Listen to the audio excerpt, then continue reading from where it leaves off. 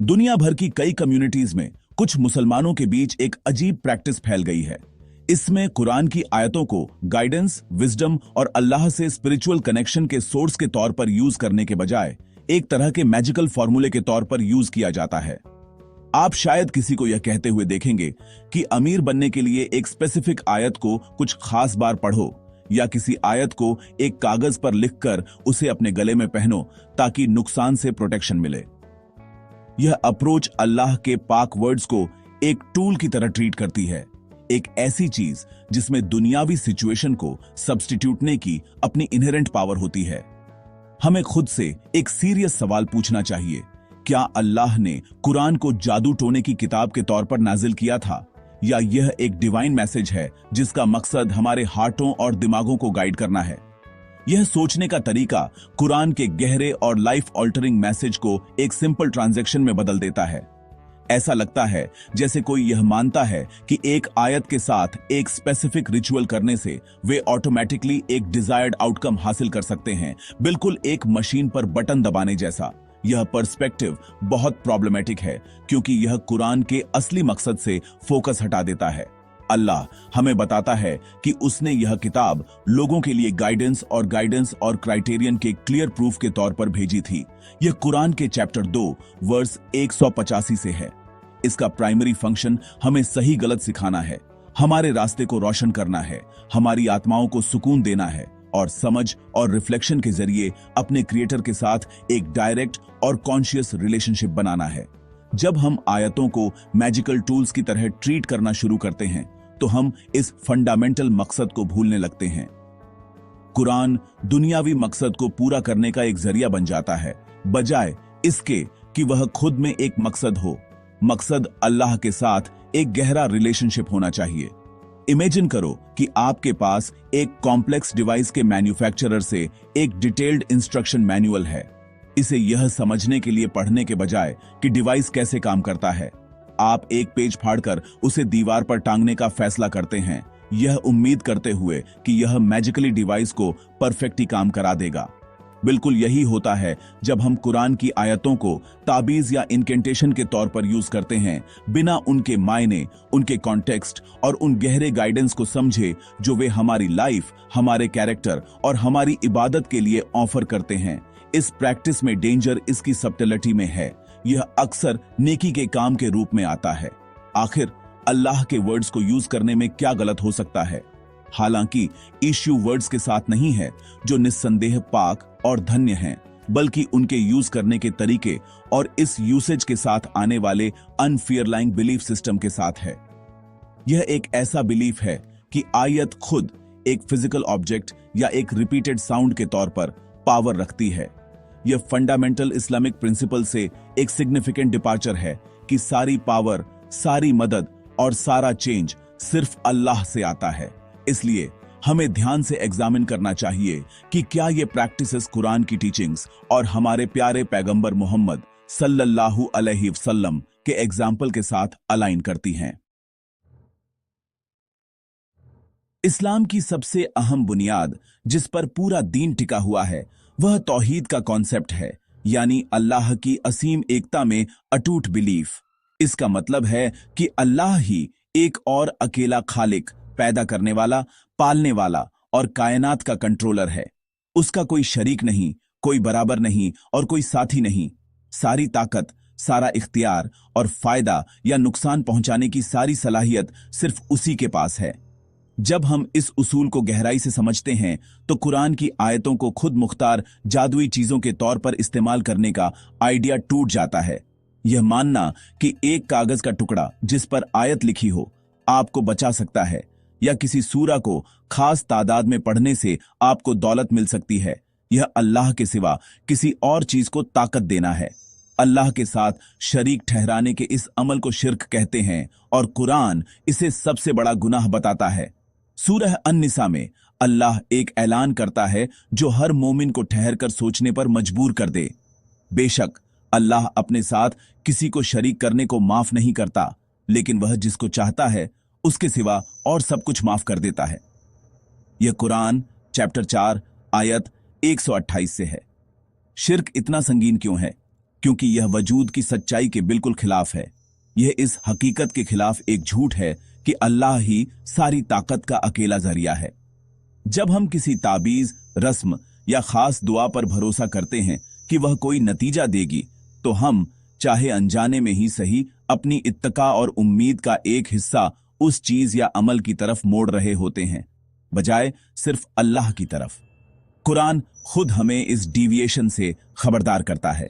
सूरह यूनुस में अल्लाह पैगंबर सल्लल्लाहु अलैहि वसल्लम को फरमाता है कि वह कहें, और अल्लाह के सिवा ऐसी चीज को मत पुकारो जो तुम्हें न फायदा पहुंचा सकती है और न नुकसान, क्योंकि अगर तुमने ऐसा किया तो बेशक तुम जालिमों में से हो जाओगे।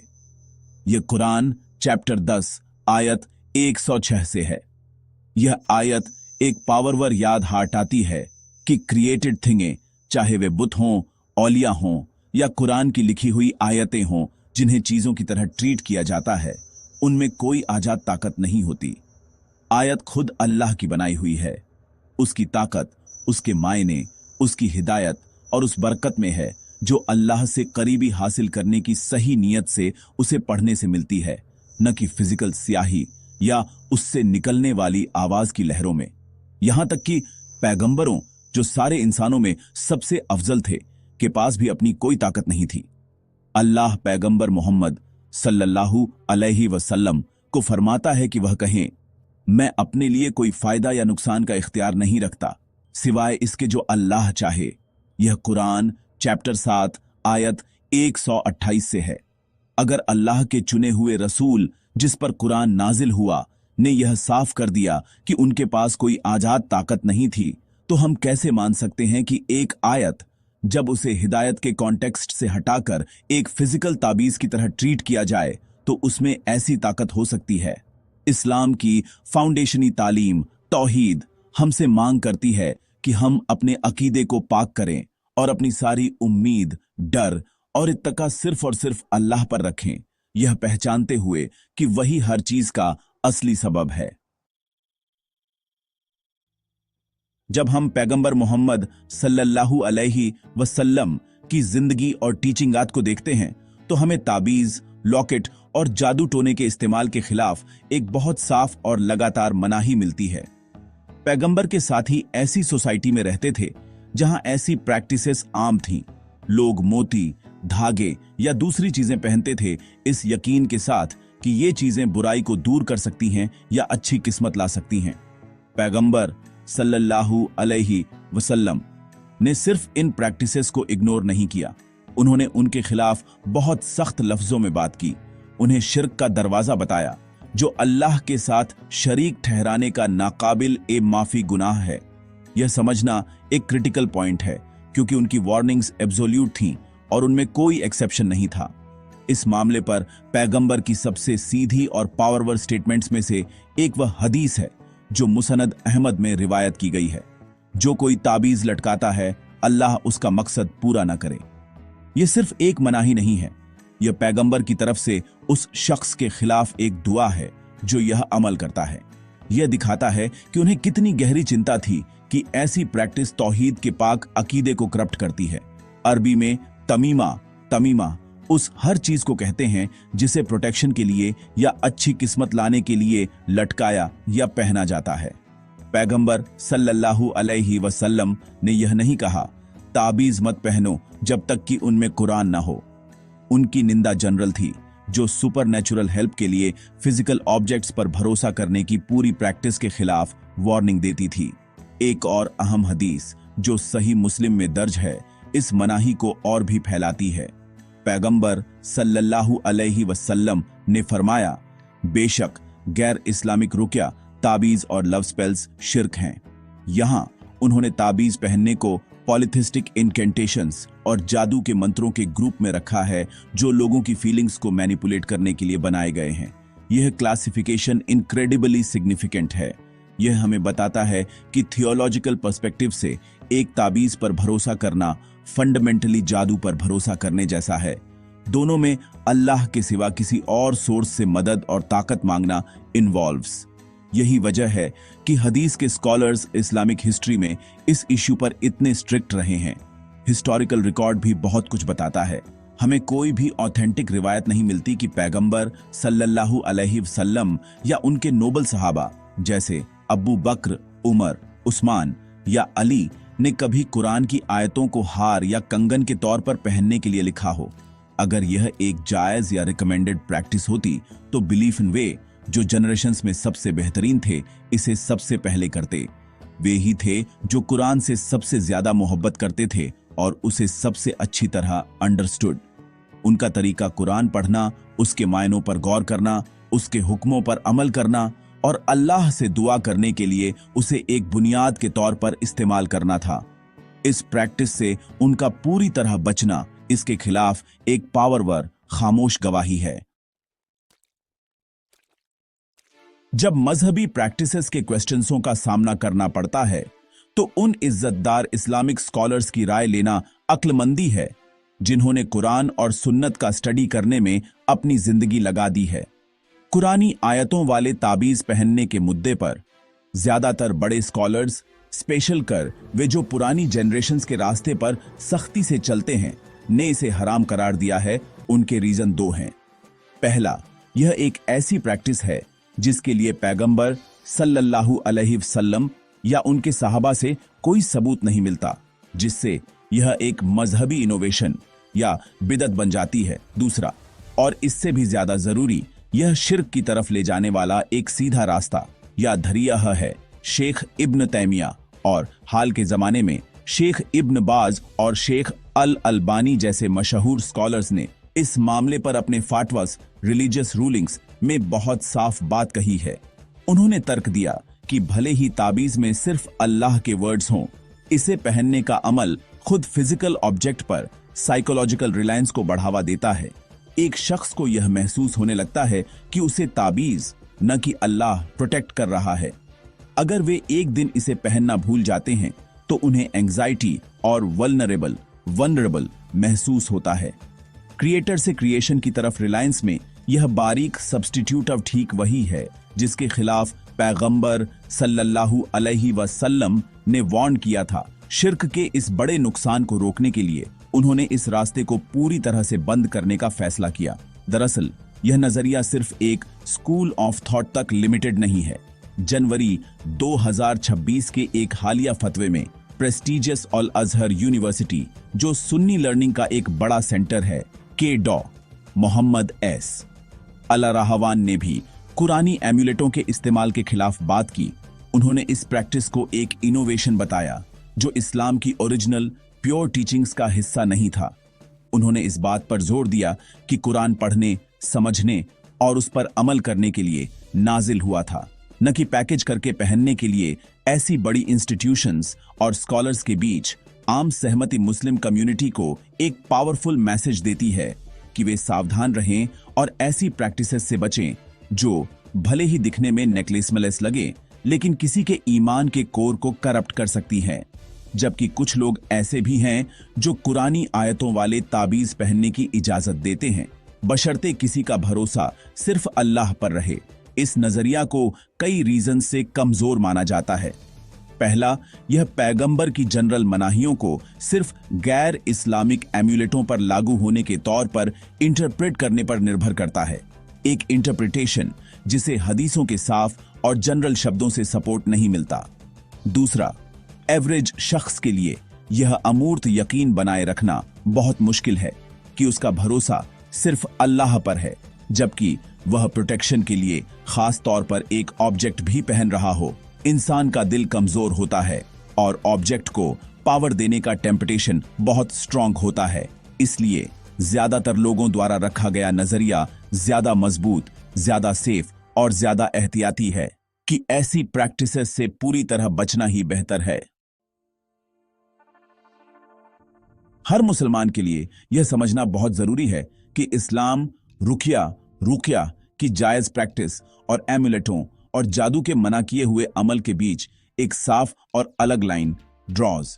इन दोनों को मिलाना एक आम गलतफहमी है जो कई सच्चे लोगों को लीड्स एस्ट्रे। रुकिया का मतलब है अल्लाह से शिफा और प्रोटेक्शन मांगना, कुरान की खास आयतों या पैगंबर सल्लल्लाहु अलैहि वसल्लम द्वारा सिखाई गई सप्लिकेशनों को पढ़कर। यह इबादत का एक तरीका है और अल्लाह से सीधी बातचीत है।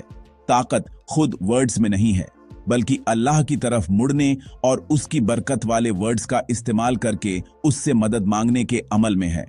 रुकिया की वैधता सुन्नत में स्ट्रांगली एस्टैब्लिश्ड।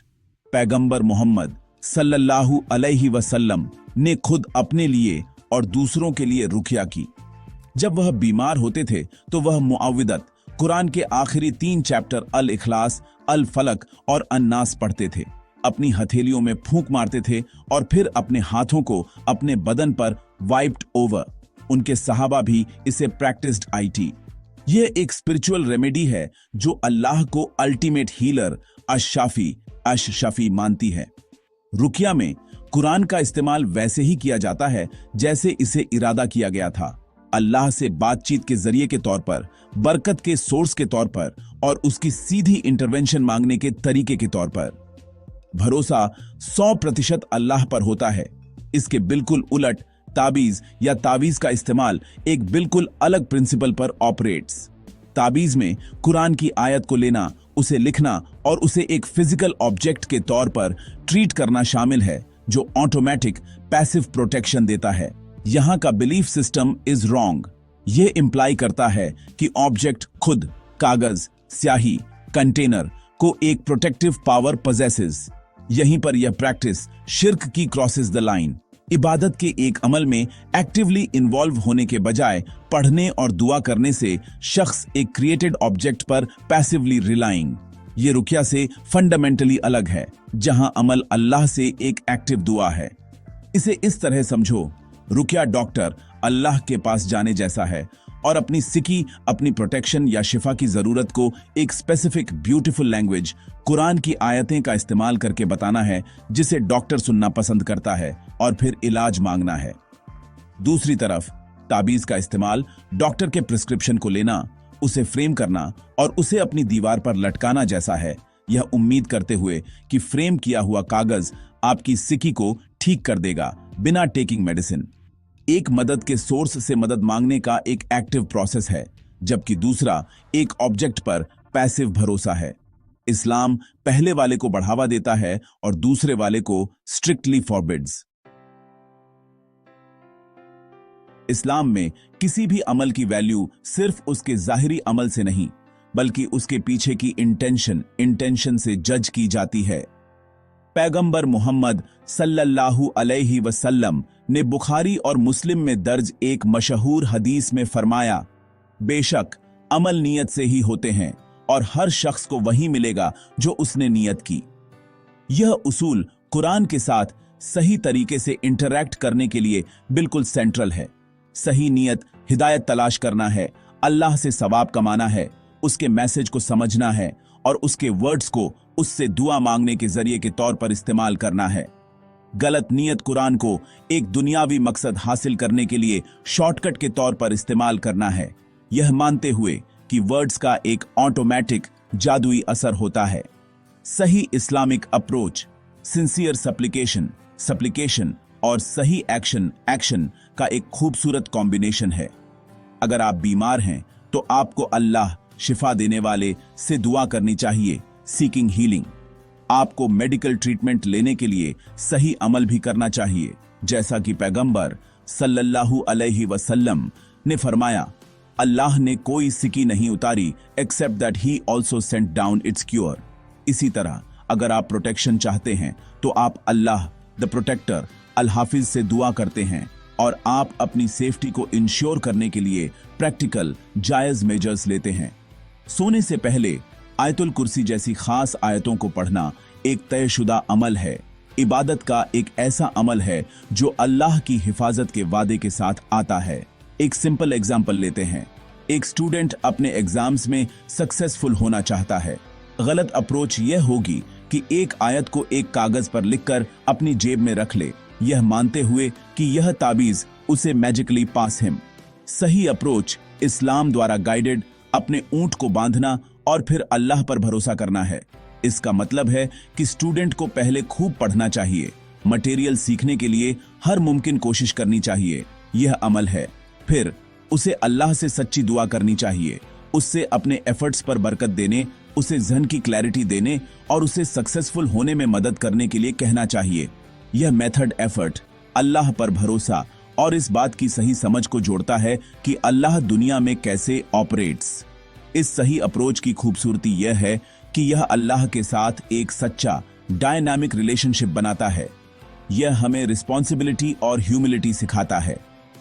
हम अपना पार्ट करते हैं और फिर हम नतीजों के लिए उसकी तरफ मुड़ते हैं, यह मानते हुए कि अल्टीमेट सक्सेस सिर्फ उसी से है।